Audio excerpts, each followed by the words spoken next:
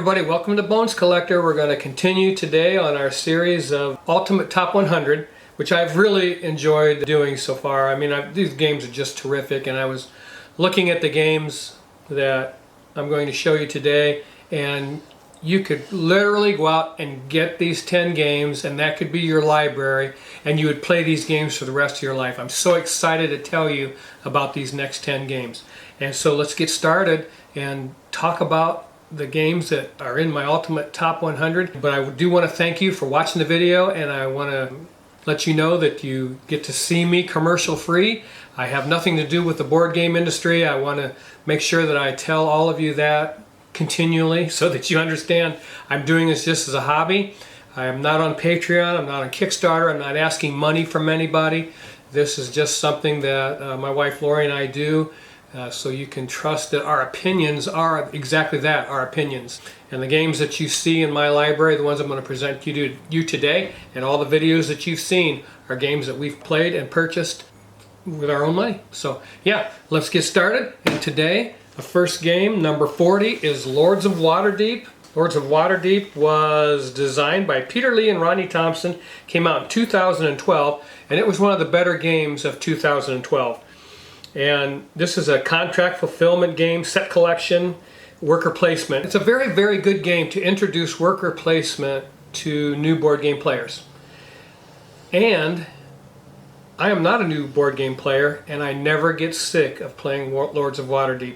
In Lords of Waterdeep, you're of course one of the Lords of Waterdeep, and you're going to be sending out your agents on the board to worker placement areas and trying to beat your opponent to those areas that you need.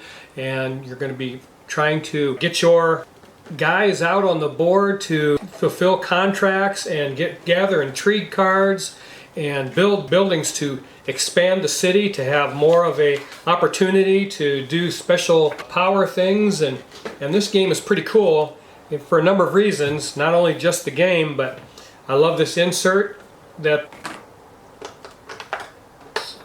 comes with the game and has a place for everything. Now when you buy Lords of Waterdeep, and it is still readily available, and that's a beautiful thing. I like for everyone to have the opportunity to get the games that they really like. And this is a wonderful game. I'm glad you can just go out and buy it. It's not a game that's rare or anything like that. But you have several decks of cards here. They have a place for each. Your color markers, your agents. You have 5 agents in each player color. And they also, in the game, when you buy this game, it's going to come with colored cubes. You know, white, purple, orange, and black. But my wife Lori went out and bought all these little meeples to replace the cubes. And it doesn't matter to me. I could play with the cubes, it doesn't bother me. But Lori really likes this stuff. So she went out and bought all these little meeples that are the exact colors of the cubes that came in the game. So you can get these on Board Game Geek or something, or I don't know. Maybe Etsy. They're out there, Etsy, I don't know, Etsy. But you can get these little, they're smaller than a regular meeple, but they're perfect for Lords of Waterdeep. So she went out and got this, and it makes the game more fun for us, and that's what's important. And Lords of Waterdeep also, as being one of the lords, you have a special power, a unique ability that's available only to you. And I don't know. The first time I played this game, I loved it, and the love affair hasn't stopped. And I enjoy it every time we get it out. It's a medium complexity game. Anybody could pick this up and learn it. I think anybody could go out and buy this game and teach themselves how to play Lords of Waterdeep. I promised myself I wouldn't open up too many boxes because it really slows down the video. But yeah, this is the board, and has various worker placement areas you can go to, and generally speaking, only one player can go to those areas. There are some exceptions. You can mitigate that through the rules. And then you have these spaces where you can pick up buildings that are going to be on display here and then place them here on the board. And you're trying to have the majority of those. And it gives you more places to go, more things to do, more ability to acquire the things you need to get contracts, which are going to be up here. And that's what you're going to do, is try and complete that. And of course, it has a scoring track around the board. Most points wins the game. Lords of Waterdeep, what a terrific game. I could talk about it all day, but I really, really love it. And I hope that if you haven't played this game, that you get the opportunity to do so in the future. And that's my rules summary sheet. And yeah, it has a kind of a funky box. This little tiny box lid. and we keep this game lying down because it doesn't stand up real well. Pieces like to go flying in this game, and so we store this game lying down. But look how beautiful that is, Lords of Waterdeep. It's a terrific game, and yeah, it's awesome. Okay, that was number 40. Number 39 is a game called Gold West. It's from 2015. The author is J. Alex Kevern, and this is for 2 to 4 players. It's from Tasty Minstrel Games, so I don't know how difficult that's going to be to find. Tasty Minstrel Games, they're either bankrupt or they're out of business. I think finding their games might be very, very difficult in the future, so I don't know about this one. I apologize if it is. Hey, it's a terrific game. It's for 2 to 4 players from Tasty Minstrel. It's an area majority influence game. It has a modular board, and it uses a mancala in this game, and it is fabulous, I'm telling you. It has an elevator type system mancala, and in this game you're expanding in the Old West, and you have to build every time on your turn. There are 6 resources that are available in this game. 4 precious metals, which get you scoring opportunities on the stagecoach track, in Boomtown, and gold cards that are available at the top of the board. If you have the precious metals needed to purchase those, you can score those points also. But there are only 2 building materials, wood and stone, and you have to build every turn. If you can't, you go down to this little space called... You have to loot. Loot, that's it. You have to loot, and you don't want to do that. I'm telling you, every time I've had the loot, I lose this game. So you have to build every turn. That's mandatory, and you have to work that mancala so that you have a building material that comes out the top of that elevator every turn. The building materials are stone and wood. As I said before, it's a black cube and a green cube, and if you get 2 of them to come out together, a black and a green, you can do what's called a settlement, where you place your tent on top of a disc, and that's a settlement, and you're trying to get area majority out on the board as you're placing these settlements and campsites. It's just a tent, it's called a campsite, and you want to place those together, because when you group them together, there's points to be scored for contiguous area. So you have to try to do that as you're building.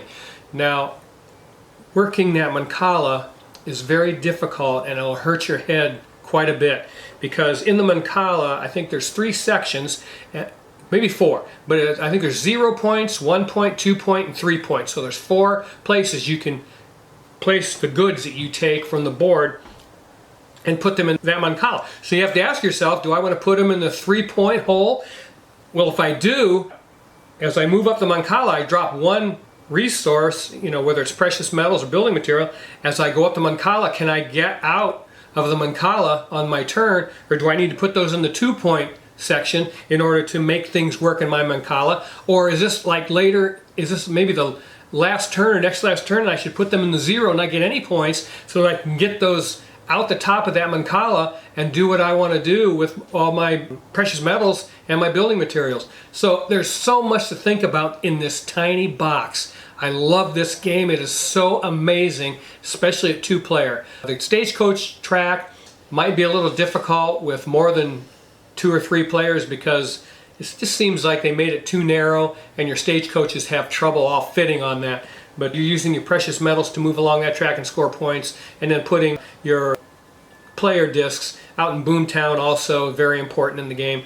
But I love this game. Laura and I just love this game. We enjoy it so much. She bought it for me as a Father's Day gift a few years back, and we've played it constantly, and it took me a long time to win. I think we played it 6 times, and she beat me 6 times in a row, but she's really good at working that mancala. I think I actually won last time, yeah, so I felt pretty good about that, and I enjoyed working that mancala. It's such a thinky thing to do, and again, because the game itself puts pressure on you by making you build every turn, so that you have to work that mancala so that you're dropping something out the top of that mancala on every turn. It has to be a building resource. Has to be every time. So yeah, oh man, this game is terrific. If you haven't seen the back of the box, that's it. It's a smaller box game, which I really love. We can play this game in about 30-35 minutes and just have a terrific time doing so. Man, that's Gold West by J. Alex Kevern. Tasty Minstrel Games, 2015. Yeah, area majority influence game. It's just a terrific game.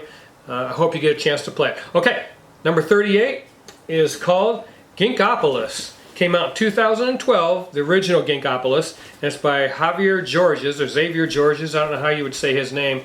And he's done games like Royal Palace, and I think he was a co-designer on Troyes. And has done other things. I didn't take the time to look it up, I probably should have. But this is just an amazing city building game. Lori and I love this game so much. And this game came out in 2012, but I think that like 2018, there was a second printing, and that's how we got our hands on a copy. It was very difficult to find. We played it at a convention, and we loved it very much. At that convention, we must have played 40 board games, and the two favorite board games from the convention were older games. One of them was Ginkgopolis, and after we played it, we talked about it and said, we've got to get that game. That's definitely in our preferred area of play, the way we like games to play. We like tile laying games with a challenge, and this is it. And the tile laying games, there's going to be like 5 of them in these 10. And I love tile laying games because they play differently every time, and the rule sets generally are very small. Now in Ginkgopolis, there's quite a bit going on in this one. And you have this, I just want to show you one thing. Because the game is a little bit trickier, I just want to show you your player screen that you use is very nice because it shows you exactly what you can do when you select that action. You have 3 things that you can choose from. You can exploit, and that simply is exploiting means you're getting resources. And then you can urbanize, which is the sprawl part of the game. The city is going to sprawl when you urbanize. You're going to lay a tile outside the initial part of the city. And then construct is where you're building on top of the tiles that already exist. So the top is exploiting, shows you what to do to exploit. This is urbanizing, it shows you what you have to do to urbanize. And this is construct, it shows you what you have to do to construct. So that's very helpful in this game. It's wonderful, player aid, to have that right in front of you so that you know exactly what you have to do. When you construct, you're going to keep the card you use to construct and lay it down in front of you, and you're going to build a tableau, or a little bit of an engine, if you will, in front of you, and that's going to help you get the things done that you want to do. It's going to get you more resources when you exploit, depending on what you do. And you clump those together in the 3 actions I'm talking about. So you're going to have a row of cards for exploitation, you can have a row of cards for urbanization, and you'll have a row of cards for constructing. And whenever you do that particular action, you get the benefit of what's on that card. And that's how you get extra tiles and extra resources and points and things like that. What a great, rich game for 1 to 5 players. So it has a solo mode in it. And yeah, simultaneous action selection also, where both the players will, so you're going to select what card you're going to play and lay it down, then everybody turns them over together. So you can't go back and change your mind when you see what your opponent did, even though you'll want to. You'll say, I should have done this other thing. But that's the way board games go. Yeah, that's Ginkgopolis by Xavier Georges. Just a wonderful, wonderful game. Now let's see, this is published by Pearl Games, so yeah, it's terrific. I love it. All right, that was number 38. Number 37, we're moving pretty fast. Number 37 is a game by Wolfgang Senkter and Ralph Zerlin called Finca. It's from 2009. Originally, this was a reprint. We were able to get it, and this is from 2018. The other game that we played at the convention I told you about, where we played all these board games, and the 2 games we liked the most, and we played all the hotness for that year. You know, they have board game publishers come in and they set up a table with their hot games of the year, and we played all the hotness at the convention, but the games that we liked the best were older games that were unavailable, Ginkgopolis and Finca. Those were our 2 favorite games at that convention, and we decided to go out, seek them out, and we had to wait for reprints on both of them, and Lori was able to locate a copy of each when they did the reprint, and we were lucky enough to get them. But in Finca, this is a set collection rondel game. It's for 2 to 4 players, and the rondel is a windmill. It's a gorgeous windmill, and all the blades that you use in the windmill, you lay down at the beginning of the game, and they're going to be laid out differently every time you play the game. And then you're going to go around the windmill with your farmer, or whatever the guy is, and take actions according to which blade you've landed on. And the blades themselves have a picture of a resource on them, all these beautiful fruits, and you get a whole big box of these fruits. They're just gorgeous. This game is just so pretty on the table. And then you have tiles on the table, and once you exhaust a certain stack of tiles, you're going to put out a Finca, and after so many Fincas are on the board, the game ends. You add up your tiles, and whoever has the most points on those tiles is going to win the game. But it's just a gorgeous, gorgeous game. Ralph Zerlin also did a game that's in my top 100 called Milestones. If you haven't played that, you're missing out on a wonderful experience. And also Pergamon, which is in our library also. We just got that. So that's being reprinted also, Pergamon. So yeah, well, here's these big bag of wooden fruits that you get to gather in the game. And in this game, you cannot hoard those resources, because if a player goes on a blade of the windmill and it's lemons, let's say, and there's no lemons in the supply, and all the players have to fill the supply with their lemons, so you lose them. So it's a use it or lose it type of proposition. And the same thing happens for the donkeys. You have to have a donkey to deliver. If a player goes to get a donkey and there's none there, other players have to put their donkeys back in the supply. So you have to keep an eye on what your opponent's doing, because I've done that, and you have to play that way in this game. If your opponent, if you see them hoarding resources over there and there's something that's missing out of the supply, then you need to land on that windmill blade and force them to give those up. And they were probably saving them for one of those great big point tiles. So yeah, it works out. It's so much fun and so pretty to look at. That's Finca. Again, I love this game. It's just gorgeous. I hope you get a chance to play it. Number 37. Yeah. All right. Number 36 this is the newest game on my 10 list today, and that game is Cascadia from Flat Out Games and AEG. This game is from 2021, so just last year. It was designed by Randy Flynn for 1 to 4 players, so it has a solo variant. And Beth Sobel does the art, and she was the artist on a lot of board games, but most notably I think Wingspan. She was involved in Wingspan, so that's pretty cool. This is simply a drafting and tile placement game, abstract strategy. If you've played, this is the same company that did Calico the year before, and Calico was my #1 game of the year in 2020, I believe.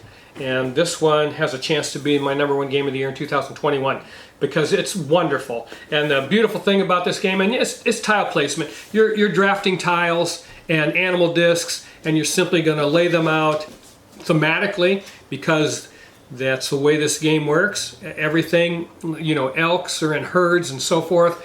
Eagles have a line of sight that they're going to be scoring on, and you'll have some goal cards in front of you that give you ways to build your layout so that you score points. And it is an outstanding, excellent game. And again, this goes back to tiling in general. The rule set in this game is very simple. You can teach this game in 10 minutes to somebody, and they can beat you at it, and I love that. When you're introducing a board game to someone, you want them to have fun. You want them to be able to understand the game that you're going to be playing. I like to get out games like this. That's why it's in my top 100. This game will make your head spin. It will give you plenty of challenge. It is so much fun. It's evocative in its art, and it's just the gameplay mechanics. Everything about it is wonderful. And that is Cascadia from Flat Out Games. Just a wonderful game. You'll have a great time playing it. I still like Calico a little better, and I'll tell you why later up the list. But yeah, Cascadia is tremendous. Okay, number 35. Oh, and the rest of my games are under this Veil of Mystery. I call it the Veil of Mystery. It's really a dish towel. I just didn't want you to see the games I had over there.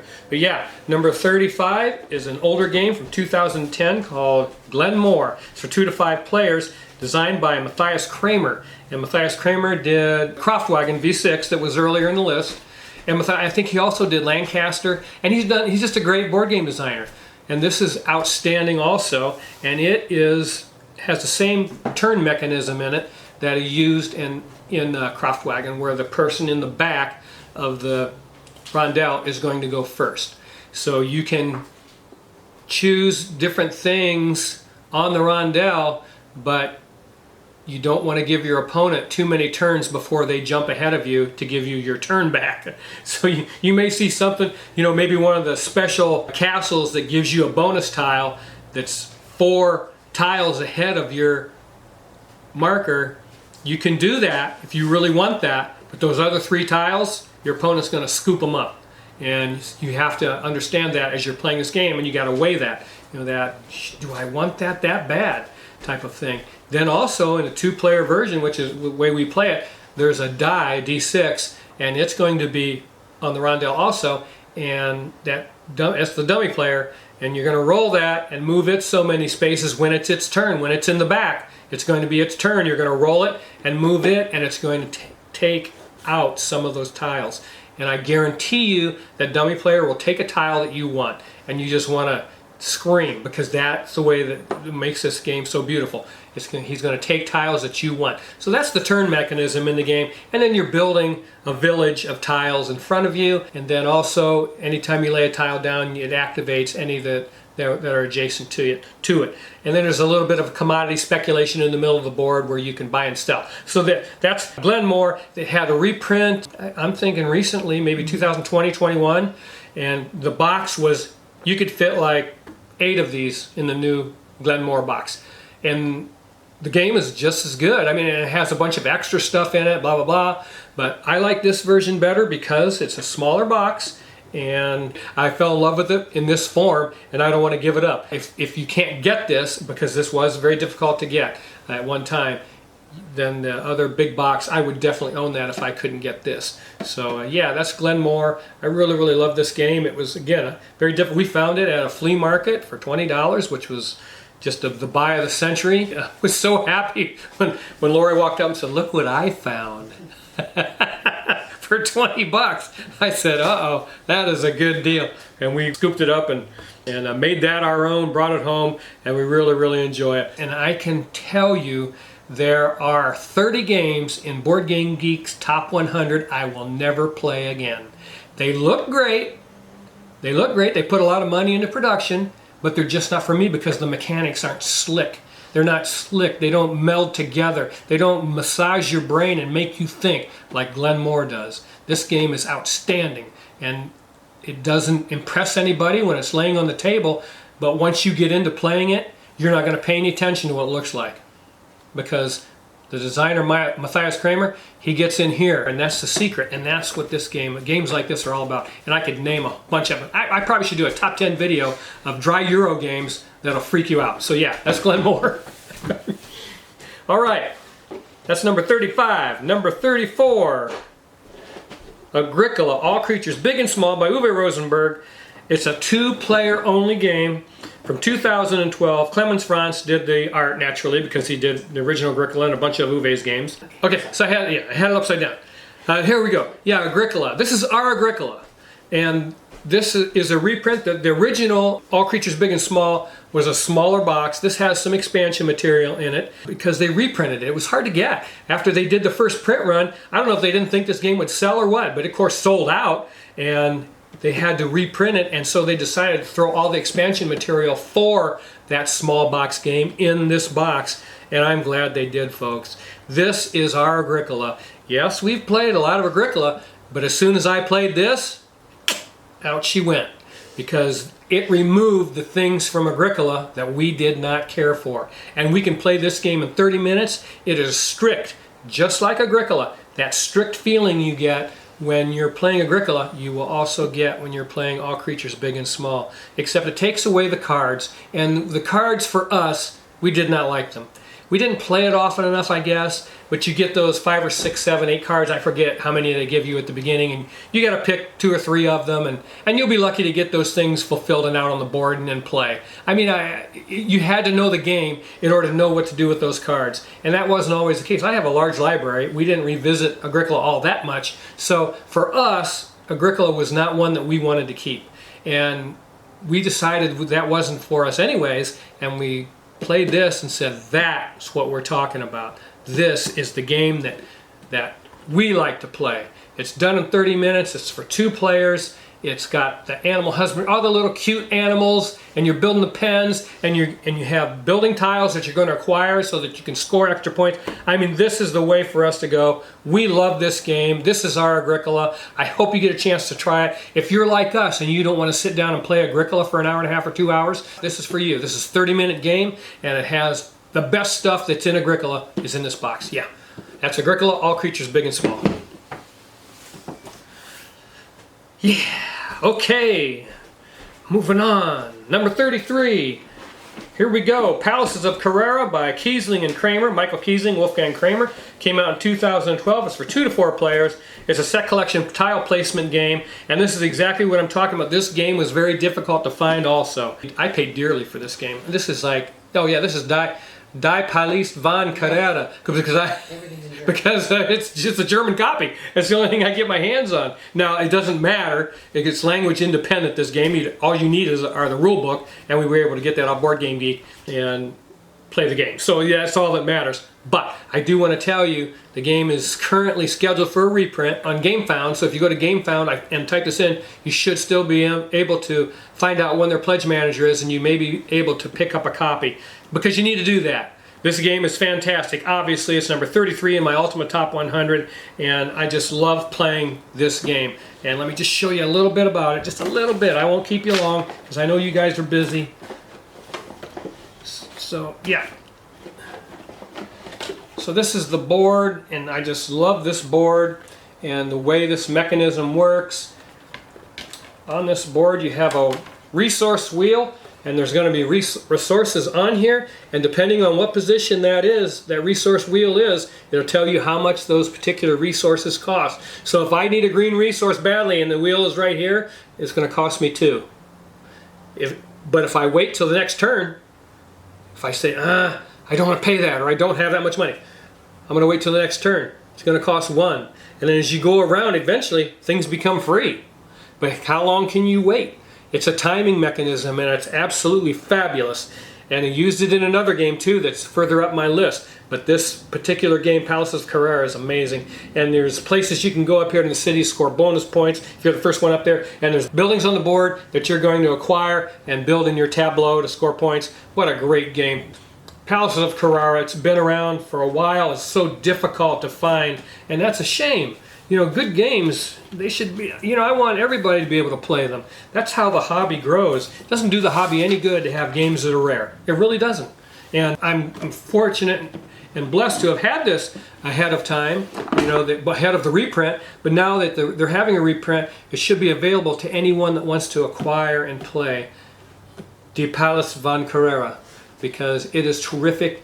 Michael Kiesling and Wolfgang Kramer, a dynamic board game design duo, and Michael Kiesling is my favorite board game designer of all time, because he makes games that are right there where Lori and I like to play. Just a medium complexity, 30-45 minute playtime. Rule set is something that's understandable. You know, no 40-page rule books, and I love that. This game is fantastic. Oh my gosh. I hope you guys get a chance to pick one up. Yeah, Palaces of Carrara. All right, number 32 is Alhambra from 2003 by Dirk Henn. And this was the Spiel des Jahres winner, and it deserved it. I hope you've played this game. So many times people want to seek out the hot games that are out brand new for this year. And I'm going to tell you what, there are very few games that came out this year that have the staying power of Alhambra. And this game is fantastic. We bought this for $5 at a flea market. And I couldn't believe it. And so we picked this game up. I had never played it. So we got it at a flea market and brought it home and busted it out of the box and started to play it. And I was like, oh my gosh, this game's amazing. And we still love it, obviously, because it's number 32 on my Ultimate Top 100. It plays 2 to 6. It's going to be card drafting, tile placement, and set collection. As you're building your Alhambra, you're going to pay attention to the colors of tiles that you're drafting. At first you're drafting cards, and then you're using those cards to purchase tiles. And I think it's like four or five different currency of cards. You know, they're money cards, and you're going to be drafting those and then using those to acquire the tiles. And you want tiles that are of the same color, and I think there's 4 or 5 different colors of tiles. However many currency colors that there are, you also have matching tiles. So you're trading those cards for those tiles and putting them in your Alhambra. Also, there's a mechanism where the tiles themselves have a dark border on certain sides, and you're trying to build a long wall around your Alhambra to score as many bonus points as you can at the end of the game. Oh my gosh, this game is fan. I think they did a reprint, several reprints of this game. There's a 2020 version. Yeah, and there's a big box available where it has a bunch of expansions and a 2020 version, Lori just said, that they're doing. And you know, this game is so terrific. You will play it the rest of your life. All 10 of these games that I've talked about today, you will play them the rest of your life. I love that kind of staying power, those kinds of legs in games. Because of the type of game that this is, it's just not the same every time you play it. The rule set is easy, and it makes you think enough that you're going to have a good time playing it with your friends or your partner, whoever that happens to be. It's a loving experience playing Alhambra. So yeah, I wanted to tell you about it today. It's from Queen Games. They do a terrific job, Alhambra.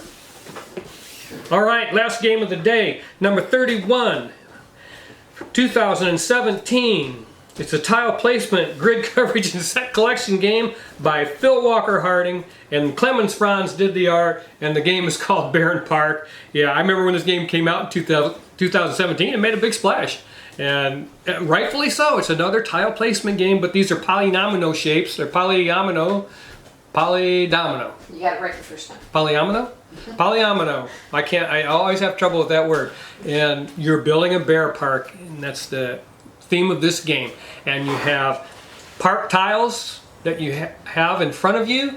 You're going to be placing a tile from your supply that you've acquired and put them in your park, and the icons that you cover up on the board is what's going to allow you to select off the market board for bigger and better tiles to score more bonus points. And you can't cover up certain things like, was it pits, I think, something like that. And when you completely fill in one of your park boards, you get a bear statue tile according to what's available, because they go down in value. You got to get your board filled up as fast as you can so that you can get the best bear statue tile with the most points and put that over the pit. And you can, I think, fill up as many as 4 boards. I don't know if I've ever done that. I doubt it.